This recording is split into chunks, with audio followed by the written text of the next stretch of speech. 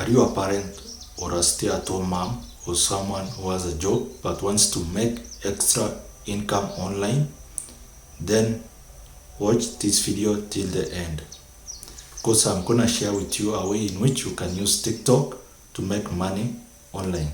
So the first step is to click the follow button, then comment interested, or you can just DM me. So with TikTok, you can make money through affiliate marketing and drop shipping.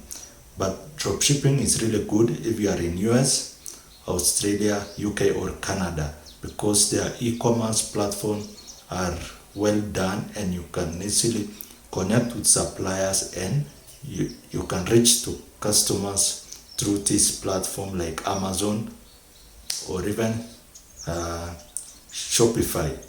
But if you are in Africa, it's quite a challenge when it comes to fulfillment and dealing with products like inventory. Managing inventory is really hard. So the solution is to do affiliate marketing, and that's what I'm doing. All you need to do is have a smartphone and an internet connection and be willing to learn a skill. Like right now, we have digital marketing, and it's really paying because not large amount of money is spent on developing digital products, and it's easier to sell so long as you have the skill.